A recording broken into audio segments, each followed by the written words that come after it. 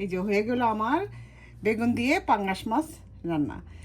এভাবে আপনারা রান্না করে একদিন অন্তত খেয়ে দেখবেন, আপনাদেরও ভালো লাগবে।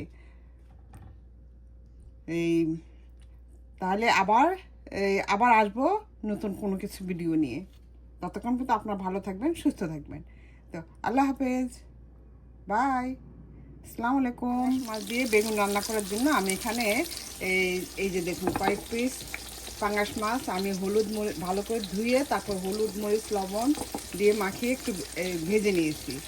এই যে দেখুন,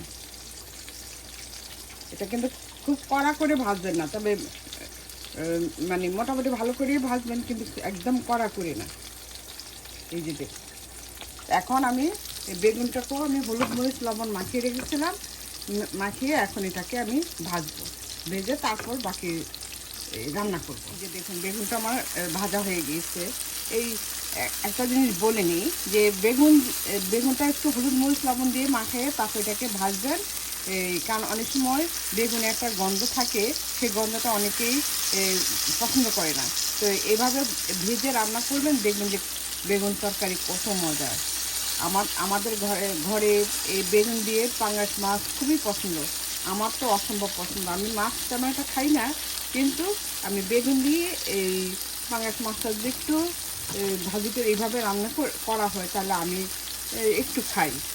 তো আপনারাও যারা মাছ খান না ওরাও এইভাবে রান্না করে একদিন খেয়ে দেখবেন, আপনাদেরও ভালো লাগবে।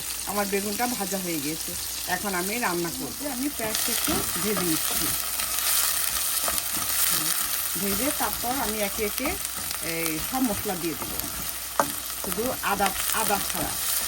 আর বাকি এই হলুদের গুঁড়া, মরিচের গুঁড়া, ধনিয়া, জিরা, এই রসুন বাটা আমি সব দিয়ে দিব, দিয়ে তারপর ভালোভাবে একটু কষিয়ে নেব,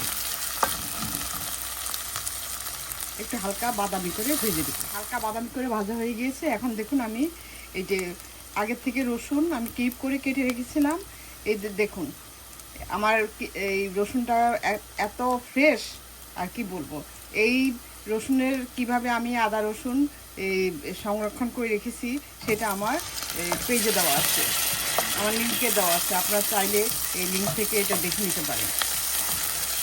এখন দিয়ে দিচ্ছি আমি যে 1 চামচ হলুদ বাটা, আর হলুদের গুঁড়া 1 চামচ, ধনিয়ার গুঁড়া,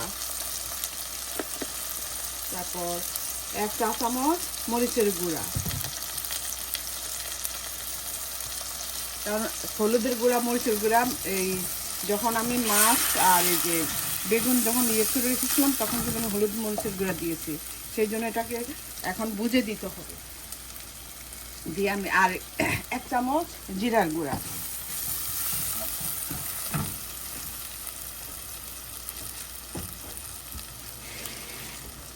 আমি একটু পানি দিয়ে দিচ্ছি, পুড়ে যাবে, একটু পানি দিয়ে দিয়ে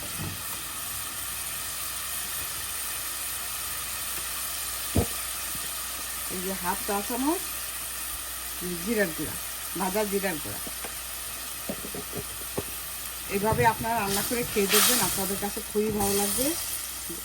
এই মানে আপনারা খুবই পছন্দ করে খাবেন। আর দিয়ে দিলাম স্বাদ মতো লবণ। এখন এটাকে কষিয়ে নিই। কষানো হয়ে গিয়েছে, এখন আমি পানি দিয়ে দিচ্ছি, এই যে গরম পানি দিয়ে দিলাম। প্রয়োজন পড়লে আবার একটু দিব। এই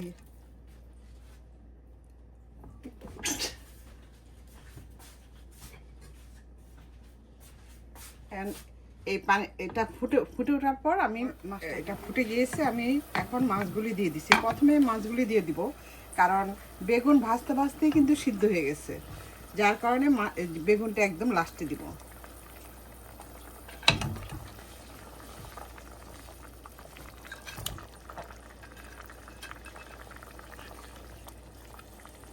এখন এটাকে আমি ঢেকে দিব, ঢেকে তারপর ফুটে উঠলে পর তারপরে বেগুনটা দিয়ে। আমার মাছটা হয়ে গেছে মোটামুটি, এই যে দেখুন। আর একটা কথা বলিনি, পাঙ্গাস মাছ কিন্তু তৈলাক্ত মাছ, অনেক সময় আমাদের এখানে তো আমরা তো আসলে ফ্রোজেন মাছ খাই, অনেক সময় মাছে একটু গন্ধ করতে পারে, তো কাজের ভিনেগার লবণ দিয়ে ভালোভাবে ধুয়ে নেবেন, আর মশলাটা একটু বেশি করে দিবেন, ভালো মানে পরিমাণ মতো মশলাটা দিবেন, যে হলুদ মরিচ একটু কম দিলে তার একটু বেশি দিলে তারপর খেতে ভালো লাগবে, মানে গন্ধটা থাকবে না। এই যে এখন আমি বেগুনটা দিয়ে দিচ্ছি, এই যে উপরে আমি বেগুনটা দিয়ে দিচ্ছি। এইভাবে আপনারা একদিন রান্না করে খেয়ে দেখবেন, আপনাদের কাছেও ভালো লাগবে। যারা এই বেগুন খায় না ওরাও কিন্তু এইভাবে রান্না করলে বেগুনটা খাবে। আর আমি ঝোল কিন্তু খুব বেশি রাখবো না, এই যে কয়েকটা ফুটে উঠলেই আমি করে দিব, মানে নামিয়ে ফেলবো। এখন আমি এই যেটার মধ্যে আমার ছিল বেগুন ছিল, সেটা একটু ধুয়ে আমি সামান্য একটু পানি দিয়ে দেবো।